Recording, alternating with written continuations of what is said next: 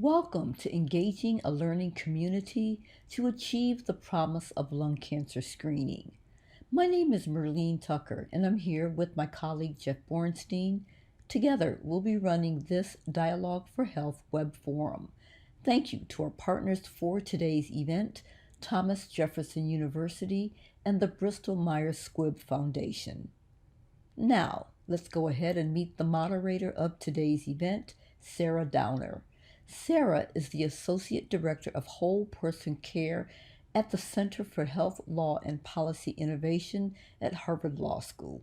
Welcome back to Dialogue for Health, Sarah. Thank you so much, Merlene, and welcome to all of today's webinar attendees. We're really excited to bring this group together today to talk about what a learning community can really do to advance lung cancer screening and preventive services more broadly.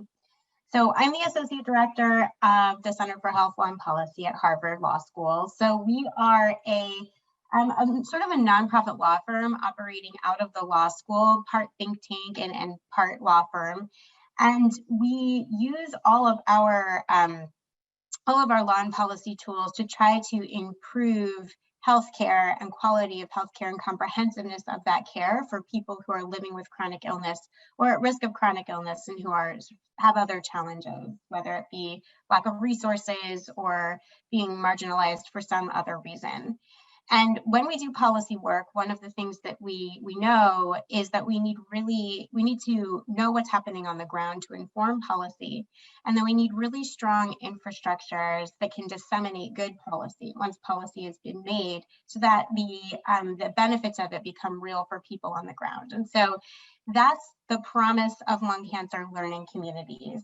And those are sort of multi-sector groups that meet on a regular basis. So they're going to include folks from the health system, health plans, patients, clinical providers, community-based organizations in the community, all working towards advancing a shared mission.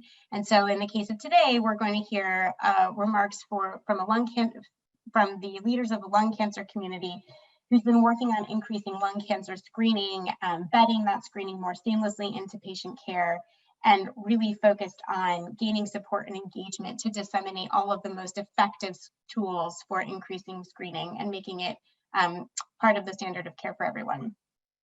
So we're going to come together today to talk about the value of lung cancer communities in that effort and the work that we can all do together to ensure that those communities have their biggest impact on the ground that they can.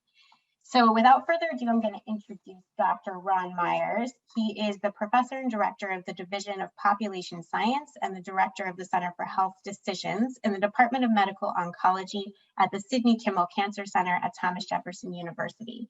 He's got lots of expertise in the area of cancer screening and how patients adhere to it, physician follow-up, navigation services, shared decision-making in cancer prevention, and disparities in cancer care. So, Dr. Myers, please take it away. Thank you, Sarah. I would like to suggest we go to the presentation then. It's my privilege to present to you some thoughts about engaging a learning community to achieve the promise of lung cancer screening. You'll see that we call this learning community a lung cancer learning community. And much of the work that we've done over the past several years is captured in this white paper, which you see on the left of the screen. And there's a URL that you can use to access this white paper, as you see here. If we go to the next slide. We know that lung cancer is a major public health problem in the United States, in Pennsylvania, where we're located, and in Philadelphia, indeed, where we're located. And we also know that lung cancer is the leading cancer or cause of cancer death in the United States and in Pennsylvania. And surprisingly, perhaps not surprisingly to some of you who are on this webinar, the Commonwealth of Pennsylvania, and I don't think the Commonwealth is unique in this, devotes a relatively small portion of Pennsylvania or Commonwealth and federal support to lung cancer prevention and detection activities. Indeed, less than 5% of the entire budget for cancer-related activities in Pennsylvania are devoted to lung cancers and lung cancer prevention and detection. Next slide. We also know that this reality contributes to the fact that lung cancer still is and remains a major cancer cause of cancer death. But the Healthy People 2030 guidelines suggest that we should do better. We can do better. And indeed, this is not, in my view, a lofty goal, but we should strive to increase lung cancer screening overall to 7.5% of those who are eligible for screening. Again, many of you may know that lung cancer screening is going up, albeit very, very slowly.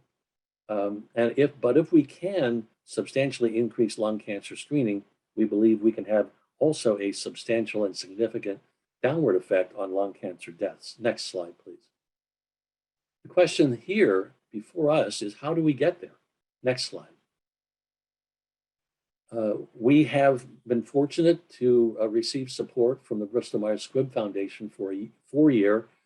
We actually will be moving into a 5-year project that we call the Lung Cancer Learning Community to achieve the aims outlined here, engaging a health system, health plans or insurers, patients and other stakeholders, community representatives in this learning community to determine how we can effectively outreach to patients in the Philadelphia area and also to providers so that we can catalyze the implementation and maintenance of effective approaches to doing so. Next slide.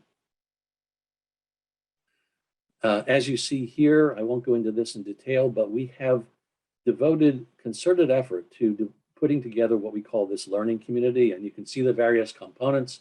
I won't go into these in detail, but you can see in the center of this diagram a coordinating team, boots on the ground, so to speak, to bring all of these folks together to actually move forward on the process of trying to reduce the impact, the burden of cancer, lung cancer in Philadelphia. And this learning community and the members of these various groups number in excess of 100 people that we've been able to bring together from various walks of life and in order to join together in this effort. Next slide, please. One of the initial things that we accomplished was the development of this pilot project, large pilot project, which included something on the order of 2,400 patients from 4 primary care practices that brought patients from diverse backgrounds, many minority populations in these practices or served by these practices. And these were all persons who were potentially eligible for lung cancer screening based on EMR data. We randomized those folks to a usual care arm for observation and 2 intervention arms, an outreach contact arm where that group received a mailing and a brief telephone call to assess eligibility and to ask, essentially, are you interested in lung cancer screening? A third group was this group where we actually added shared decision-making to that process, that phone call. And if you look at the screening results on the right, the potential eligibles, we didn't drill down on that group to see who was actually eligible, but only 2% of the potential eligibles actually screened. When we look at the OC group, we were able to double the potential eligibles. And indeed, when we looked at those who were truly eligible, we achieved screening rate of 28%. When we added in shared decision-making, we had an even greater effect of 40% of those who were eligible. Indeed, we believe these data suggest that shared decision-making is part of the solution to lung cancer screening. We go to the next slide. In addition to patient outreach, we developed together with the CHEST organization, the American College of Chest Physicians, a no-cost accredited 3-module educational program, which you see below. The URL is there for those who would like to access this program as learners, which trains providers to identify patients who are eligible for screening, educate those persons, and then take them through a shared decision-making and screening process, and also for those who are eligible, provide tobacco treatment. Next slide. This online program requires essentially 60 minutes of seat time. One can get 1.25 credits for going through the program. And if you look at the target audience, so to speak, for this program, it could be care coordinators, patient navigators, nurses, and below primary care physicians, for example, and other providers. if what we know from our limited experience thus far, since we recently launched this program, when we looked at 21 persons who went through the program, we found that knowledge about lung cancer and lung cancer screening increased significantly from pre-test to post-test. And in an evaluation question at the end, over 90% of those learners who went through the program reported that they plan to change their practice regarding engaging patients in a lung cancer screening conversation. Next slide. We believe that what we've learned is that patient outreach and provider support combine to allow us to think about a strategy that may help us to operationalize and achieve the promise of lung cancer screening in any health system, not just in Jefferson and its health system, but in any health system. We think this model has potential utility. Next slide. We know that dealing with patients, dealing with providers is part of the problem or part of the solution. It's part of the problem that we have to address, but it's also an important part of the solution. So doing community outreach education in order to add a third dimension, so to speak, to this approach is vital. Next slide. One of the things we did as we were learning about these things that we just shared is that we thought it would be very important for us to interview and access members of our learning community, especially those who are in health system leadership, health plan and stakeholder representative positions. And we brought people together to say, well, what questions should we ask? What are the issues we should address? And here's a list of those issues that they suggested we include in a survey of health system, health plan, and community leaders. If you go to the next slide, you'll see the results of this survey of 25 health system leaders. We essentially asked the question, what should health systems and health plans do? And you can see on in the red box there, overwhelming support for each of these areas for collective action, supporting a learning community infrastructure, sharing educational resources, improving the assessment of screening eligibility, conducting cost analyses, use value-based contracting to support screening, and advocating for investment in screening. Next slide. These are very hopeful signs that led us to, and you'll see this in the white paper, put forward 4 proposals. One is we believe that health systems should take the step of organizing a lung cancer learning community that can guide collaborative efforts. Next slide.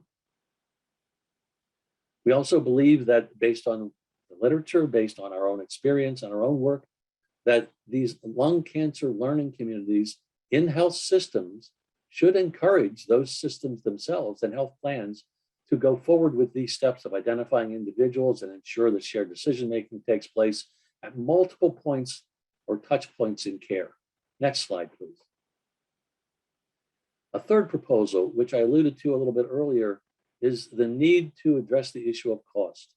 And here, although we know from reports in the literature that lung cancer screening is cost effective, we believe that lung cancer learning communities and health systems and health plans can collaborate on conducting cost analyses that show the value of lung cancer screening and the impact of lung cancer screening from a cost perspective.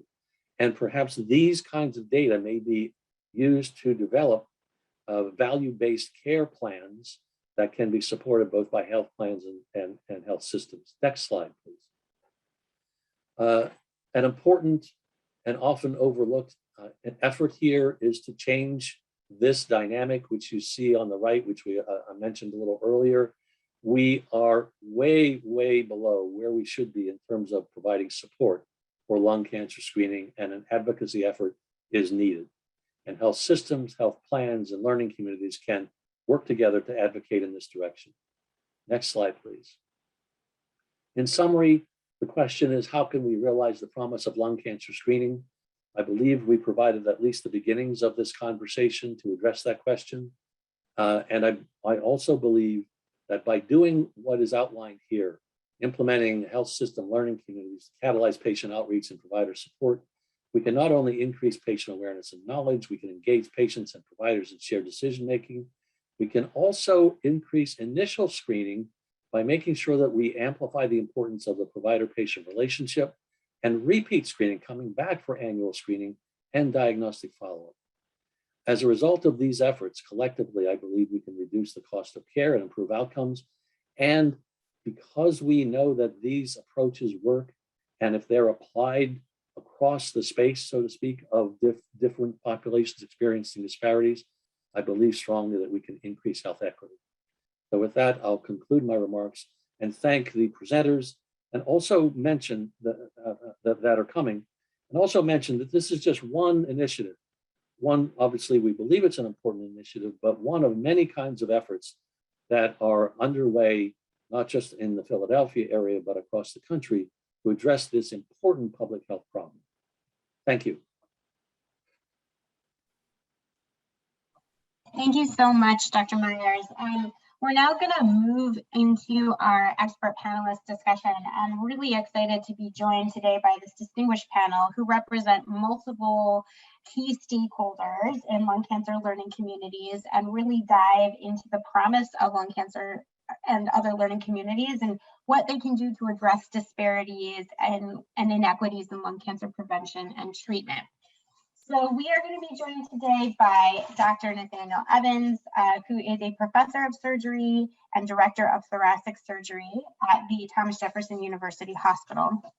Welcome, Dr. Evans. We'll also be joined by Dr. Priscilla Coe, a director at the Bristol Myers Squibb Foundation, a foundation that has been instrumental in supporting the lung cancer community work at Jefferson, and then also our efforts at the Center for Health Law and Policy to translate some of the most innovative work in the cancer prevention and treatment space into policy.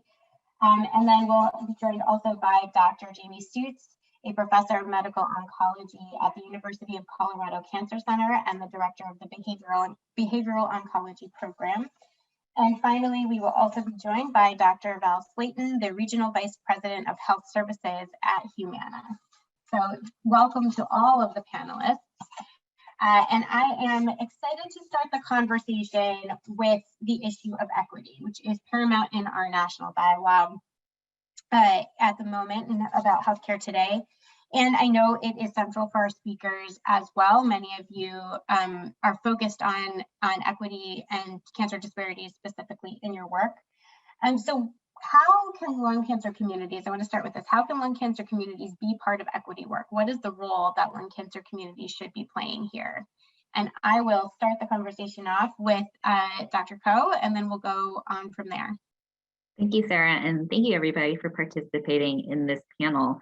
When I think about equity, we think about the definition of everyone having an equal chance and opportunity to live their healthiest life, right? But we also know that health and well-being does not happen in a single vacuum, and it doesn't happen at a single institution, a single healthcare system, and so forth. It's interdependent across multiple sectors of where people live, where people work, play, and worship. And certainly the health system is a part of that community. But I think that's where the lung community and the learning communities have such a vital role in bringing all these diverse stakeholders who collectively have an interest in the community's overall health and well-being, but also bring their unique perspectives. We come as a funder, when we think about innovations and pioneers in these spaces, we are also looking for collaborators and entities who know that, it's not just a single powerhouse that can make change and impact, but really thinking about who we can work together with and who we can collaborate with across all of these different groups, community-based organizations. What are the different perspectives from patients, from caregivers that we need to relay back to physicians and clinicians? What do health system administrators and health plans need to hear to see, what the difference in outcomes from the patients and the communities that are necessary.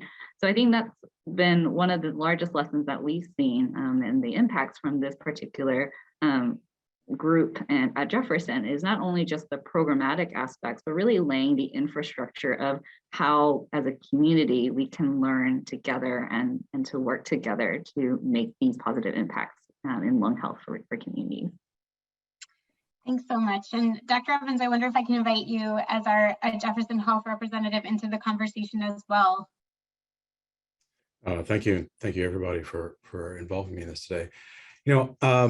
I think one of the ways that we can be involved in trying to further health equity is really, to me, a lot of the disparities come from differences in education or understanding, and I think that being able to first sort of set a standard of what we think we should be, how we should be able to educate, patients and providers and health systems. And also, I think what I've learned most in this project is kind of not, once you figure out what level of education you'd like to be able to deliver, how do different communities want to receive that message, right? And how can we make sure that not only we're saying what the appropriate message, but that it's being heard the way that we think it should be heard, and that it actually then, everyone who we're trying to reach out to, whether it be providers or patients or health systems, understands both the importance of lung screening and what the expected outcomes should be. And I think that we are currently, I think, far away from that. Unfortunately, I think that there's a lot of disparity in both understanding of what lung screening means and also what we expect the outcomes to be from that screening. So I don't know if that answers your question, but that. Yeah, I heard a lot about the messaging work that lung cancer communities can do. And I know that Dr. Steves has a lot of thoughts on that. So Jamie, I'm going to ask you to jump in. Thanks, Sarah. I appreciate that opportunity. And so I agree with everything that Dr. Evans has said in terms of our outreach efforts to raise the awareness of lung cancer screening as an opportunity. But I think this is not a one-size-fits-all strategy. And the learning community brings together an opportunity to get diverse groups engaged in this opportunity and creating a combination of messaging that reaches a broad swath, but also explicit messaging that targets certain communities that are different to reach. Not necessarily hard to reach, because I don't think that that's a helpful framework. I think it's different to reach with the strategies of reaching these communities to make sure that there's equitable access. That equitable access starts with awareness of this opportunity to engage in screening. And so it's through a process of co-creating messages with these targeted communities where we know there is higher risk, where we know that there is a likelihood that they may not be receiving the messages that we want to share in the same channels, like Dr. Evans had mentioned. And so it's really ideally through co-creation and finding and bringing in and working together to find, what are the levers that work and what are the messages, what are the images, what are the channels that work with specific communities to bring them into the fold of this health opportunity. Thanks so much. And Val, Dr. Slayton, I'd like to also ask you to jump in here because you come from a slightly different perspective as a healthcare company, as an insurer. You're thinking about it differently. And one of the privileges of being able to work so closely with the learning community at Jefferson was sitting on some of these learning communities calls and hearing some of the misconceptions about who has what information about patients and members, flying back and forth, being really dispelled between the health system and the insurers. So I'd love for you to talk a little bit about that. Oh, but you're on mute. Yeah, I'd probably point to a couple of different factors. I think from the perspective of a health plan, I think we're aware that some individuals are very likely to obtain health care. Others may be more reluctant to see a provider on either an episodic or a regular basis. And so that creates one barrier. I think there's also barriers to collection of the information, the time that's spent to really go through the history, to understand the number of pack years of smoking history, and then certainly who is actually collecting the information and then talking about lung cancer screening, who's delivering the information about shared decision-making. Are those individuals also a diverse distribution of providers? I think to the extent that we can match prior life experience between providers and patients, likely increases the ability of the information to be well understood and then to be acted upon.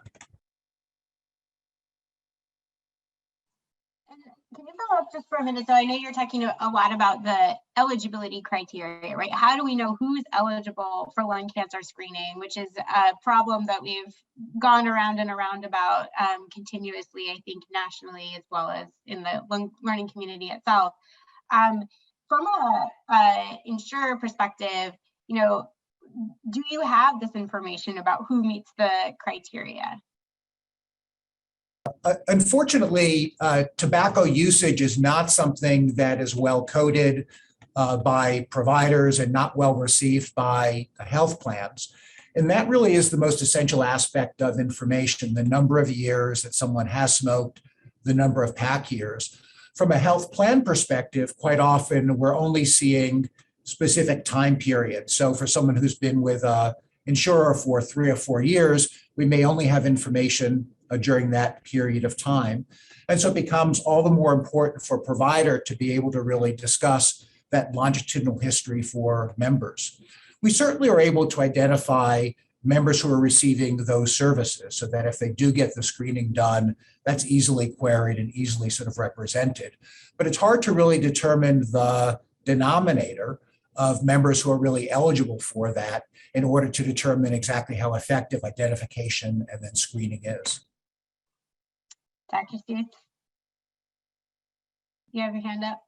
Yeah, I do. I wanted to, I'm sorry, I'm not following up. I'm following up on the question about the outreach efforts and the communications, because I wanted to highlight the point that I think there are some erroneous messages that are in the community as we speak. And it's very appealing and very rational for those of us who sit on top of this beautiful new strategy that we have, this technology that we know can change outcomes. And from our perspective, we have incredible data and great technology and support systems. But we have to message not based on our values and knowledge and understanding. We have to message based on the community's receptivity and understanding. And so if we put up billboards that have, you know, nice messages, but pictures of a low-dose CT scanner, we got to understand, how does the community see that image? And it may not be the image we want to portray that helps them engage with this opportunity. What, you know, if you look at it through the lens of someone who doesn't have a lot of socioeconomic resources, a CT scanner looks like an expensive technology that's not affordable. And yet, you know, we know that if you're eligible, it's quite it's free under most scenarios. And so we have to really look through the lens of those people that are interacting with our messages and our images and our outreach efforts to understand and put them at the center of the process. Another one of the challenges is that for some reason we always want to put tobacco related imagery associated with our outreach. There is no reason, it's certainly no productive reason to use that type of imagery, because it does not engage. It distances and separates us. We're actually working to overcome the history of tobacco use and trying to partner with them and be productive and develop a relationship in that way. And so I encourage us to think really closely and intently about some of the images that we're portraying around our lung cancer screening outreach efforts. Yeah, that's really important, and it actually tracks well with a question that's come up in the chat where you know, someone, which you started to answer, I think, where people are wondering if there is an example that can be shared of outreach to a vulnerable population from this group to make it a little bit more concrete. Anybody want to pick up on that?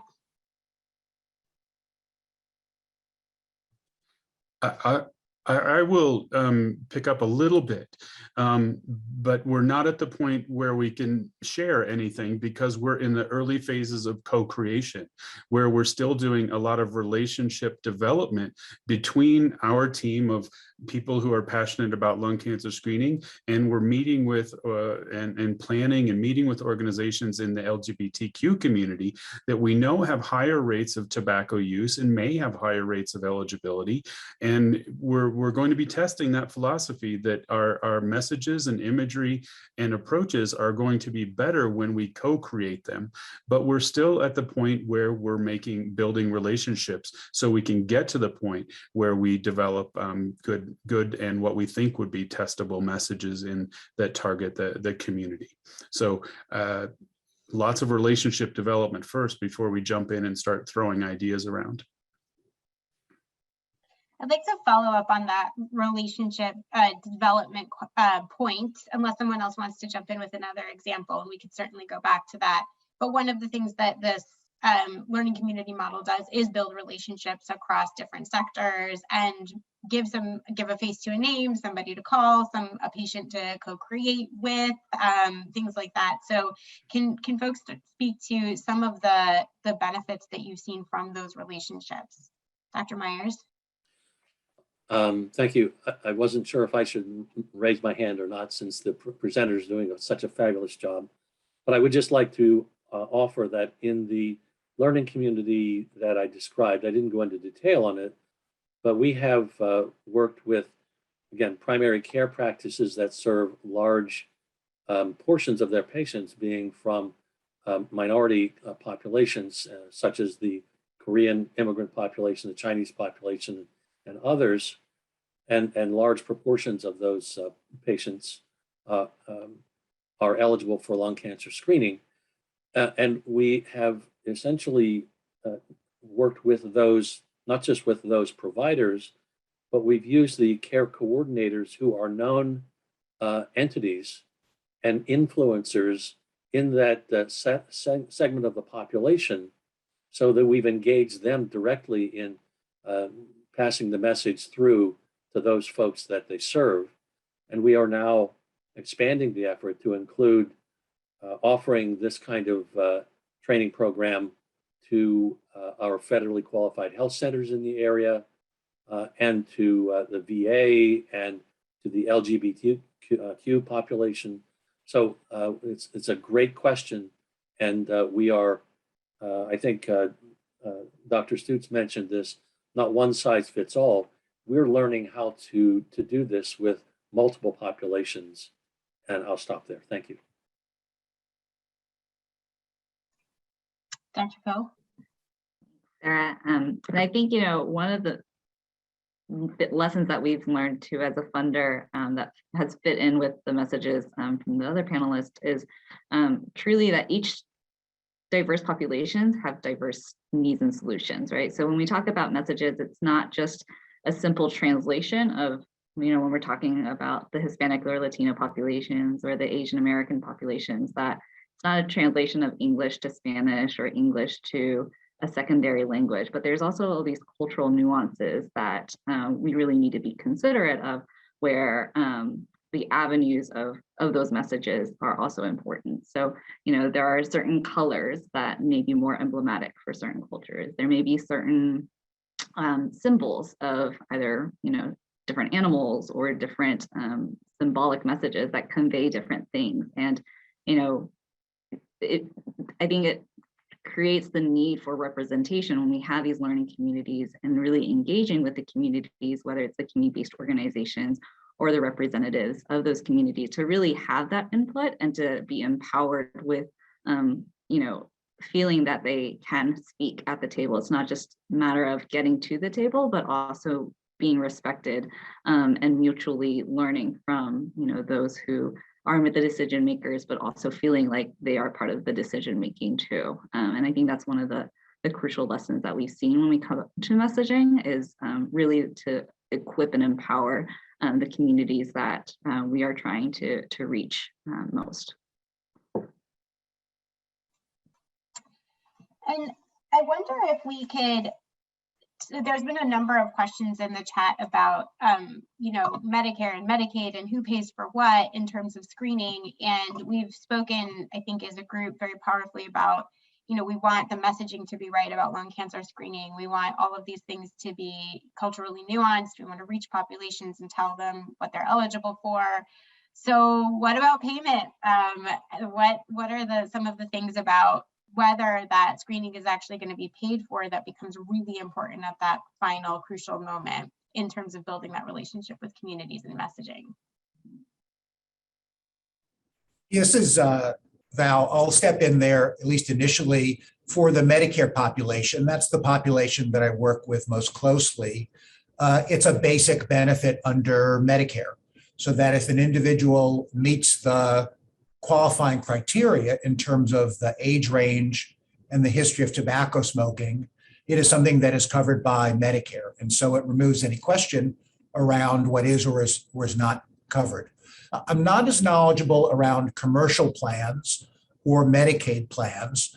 The same eligibility generally is required in terms of the age and the tobacco smoking, but there may be a little bit more variability in terms of whether it's a covered benefit or not. So that probably needs to be discussed in more detail at a plan level.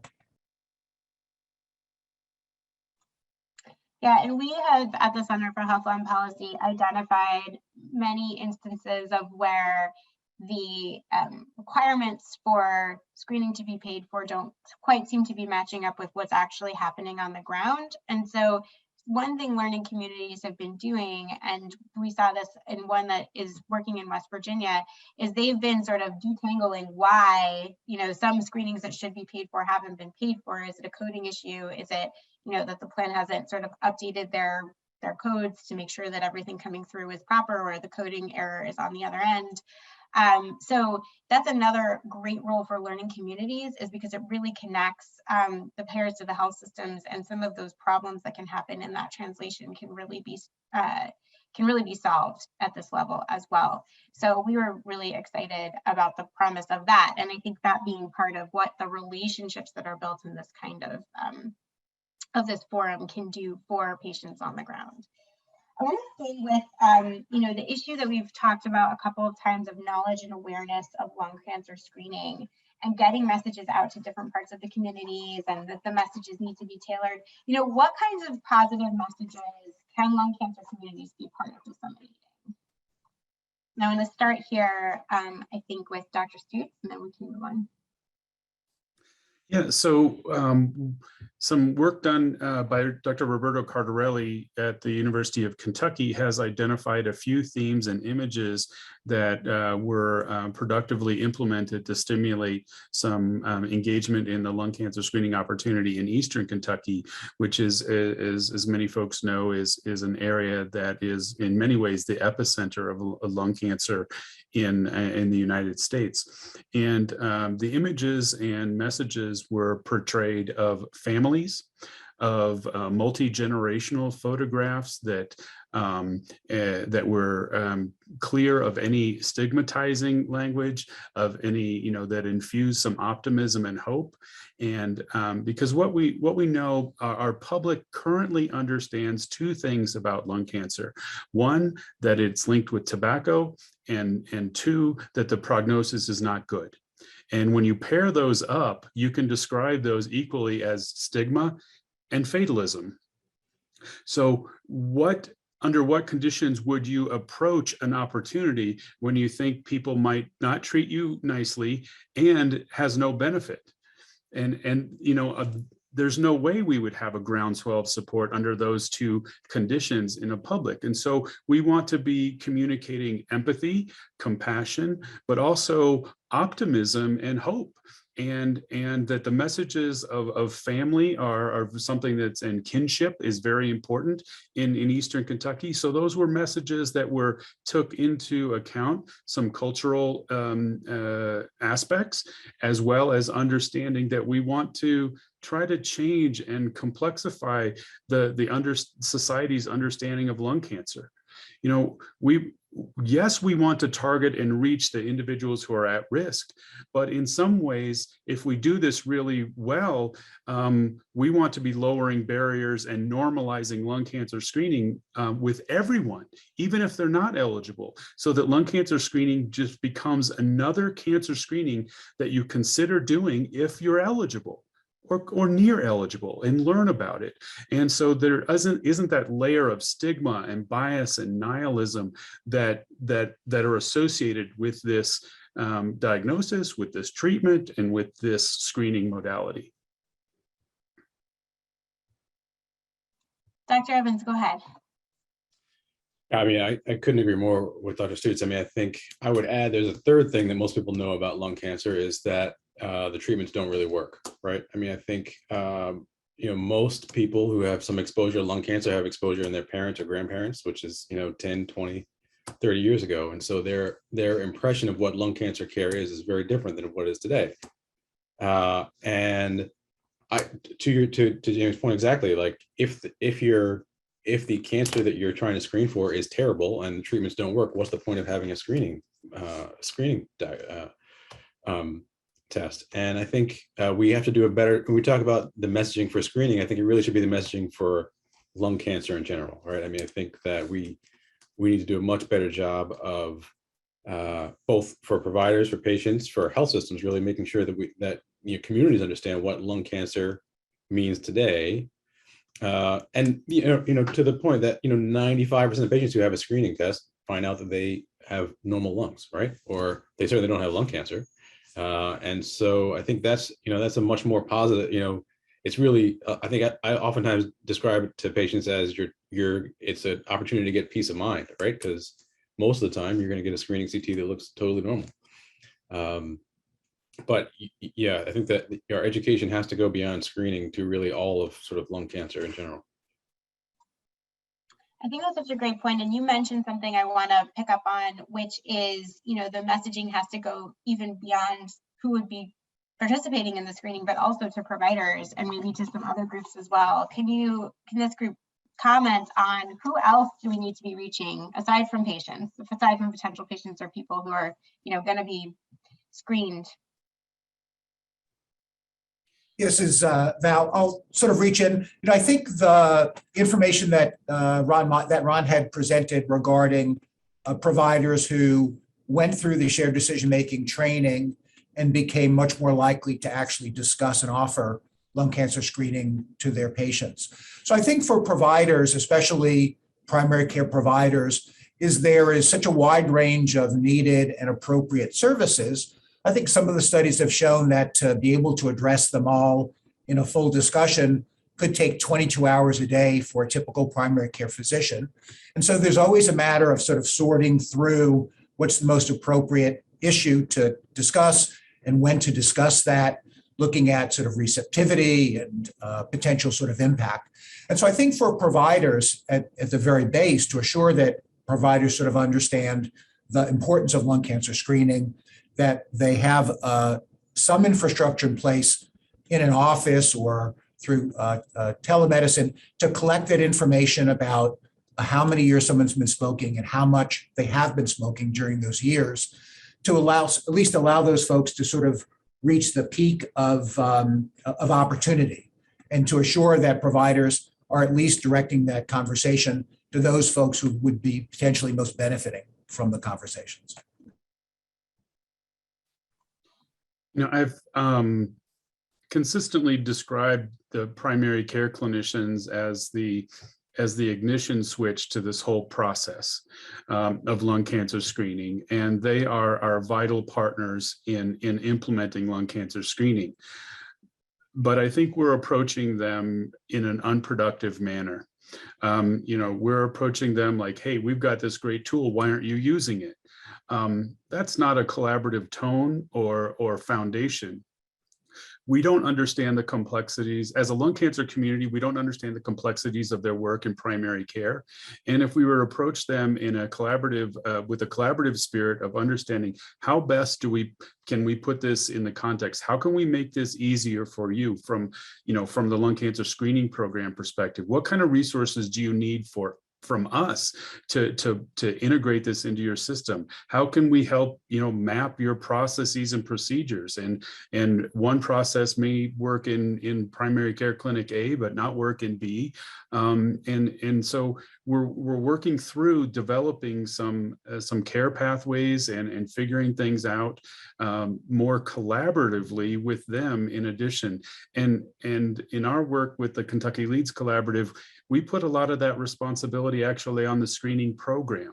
It's where the fiscal aspects of lung cancer screening align with working to build engagement, not just with the community, but our primary care clinicians are part of that community. And to get this not to being just another thing or the needle or the straw that broke the camel's back, but actually something that can improve the health of their panel of patients. This is really important. This is as effective as, if not more so, and even more cost effective than some of the things that they're already doing. But we can't work with the platform of persuasion. We have to work with the platform of engagement to be partners in this and help them understand and work with them in a collaborative manner to work out the pathways to optimize care, because it's not just about uptake. We have the twin challenge of engaging folks, not just for getting their feet in the door one time, but helping them come back for those interval scans, helping them come back for their annual scans. And the annual scan, we know, is the thing that changes outcomes. And so adherence is a vital part of this. And that's where helping them integrate shared decision making in a manner that is really person-centered and helps the individual patient buy into lung cancer screening in a way that they can commit to it. That's how we're going to make changes in benefits for individual as well as population health. We often see people describe shared decision making as a barrier, and I want to encourage people to think about it differently. It's a reimbursable service that is our friend because it translates into uptake and adherence, and that is critical for realizing the population as well as individual health benefits of lung cancer screening. Thank you, Dr. Stutes. I want to pivot for a second to, we are in the midst of the COVID-19 pandemic. I wonder, what do we know as a group about what happened to rates of lung cancer screening and treatment during the pandemic, and how can learning communities be part of the response?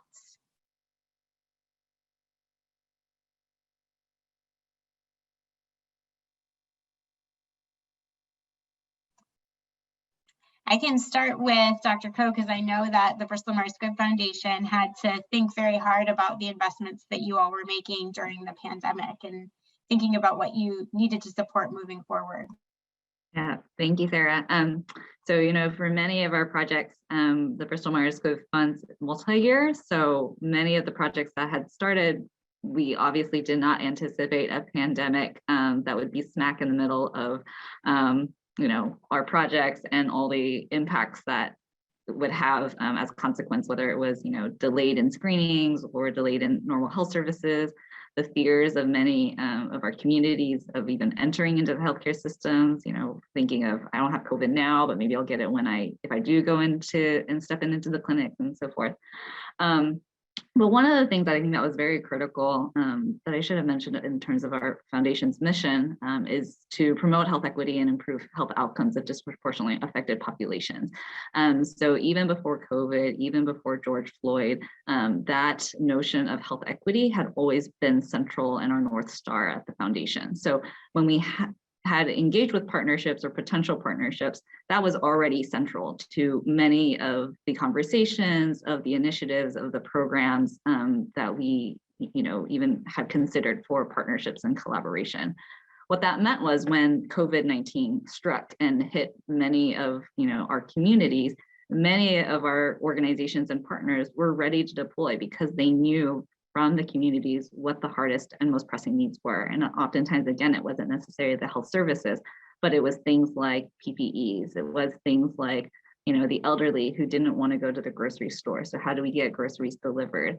It was, and we had partners who were on the ground who were ready to mobilize and move and to respond readily to the needs of our community. So we had, in addition to the grant support for many of these organizations, also offered a supplemental COVID-19 grant to specifically address these, emergent responses and needs that were arising from the communities. But what that also meant was it was a reinforcement for many of these partners to the community to say that we are here for you, we are your allies, and we will be there to support you. Such that when it was time for some health services to resume, whether it was lung cancer screening, treatment, and so forth, they had already continued building upon that established trust that we had talked about earlier, such that patients, when they were ready, knew where to go to, who to turn to, and at their own time and volition would be ready for that. So I think that's a key lesson, again, when we talk about the importance about trust building and maintaining relationships with your partners, to know that it's not just through the good times, but also through the bad times of how do we continue to support each other through and weather through these storms. Thanks so much, Dr. Ko. Dr. Myers? Yeah, what we know is the pandemic had a substantial downward effect on not just lung cancer screening, but other screenings and preventive behaviors as well. And what I would suggest is that our goal is, well, I would say that in many instances, screening rates have rebounded to be comparable to where they were before the pandemic hit. So that work is underway. However, I would make the case that we really can't stop there. Pre-pandemic screening rates were low, they remain low, and our goal should not be simply to recover to pre-pandemic levels, but to dramatically increase the opportunity to have lung cancer screening from here.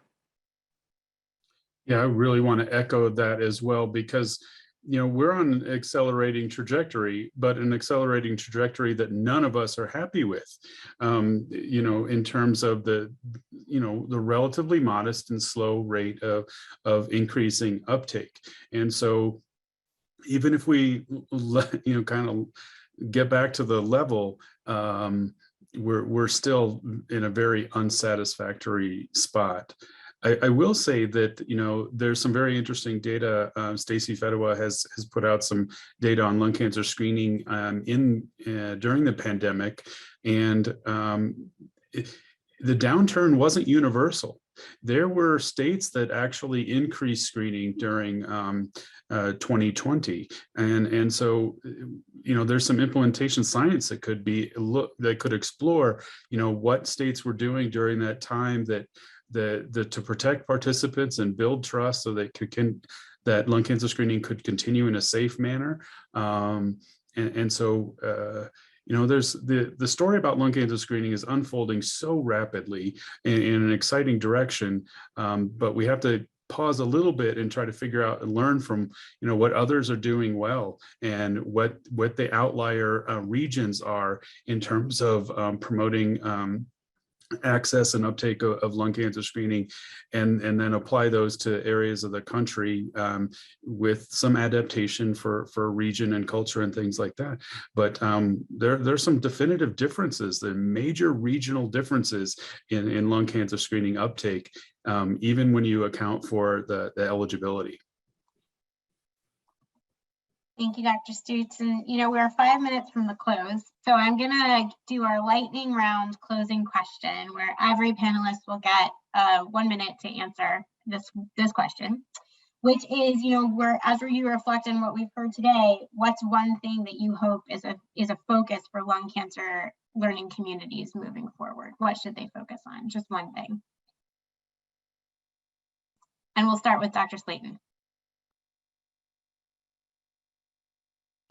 But you're on mute. One thing for the learning for communities to focus upon. I'll be honest, I'd probably take it up a couple of notches and instead think about the health system overall. I think currently lung cancer screening, it's incredibly important, and funding is available for Medicare members. But I think the big question is, how do you actually focus upon that as an important need for individual members?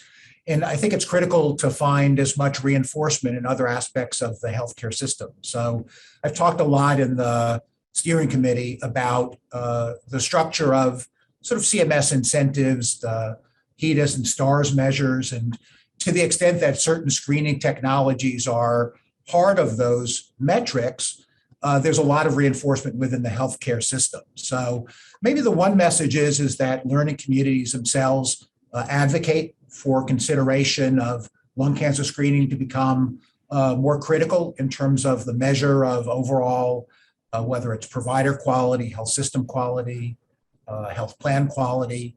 It's probably a longer term perspective. Advocacy takes quite a while, but in the long term, that could be a very effective intervention. Lots of vigorous head nodding. I'm going to move to Dr. Stutes. Community, community, community, bringing more organizations that represent different segments of our society, of our community, to bringing them into the fold, to build partnerships that can lead to rejuvenating the trust in our systems. I think we can't underline enough that it is our fault that the target community of individuals that we want to reach does not trust us. Based on our historic stance on tobacco, aggressive tobacco control, and other things. They don't see us as partners. Why would they come see us? We have to build the relationships, and we rebuild the relationships by working with the communities that our folks trust, and we try to leverage that and be seen as allies and partners.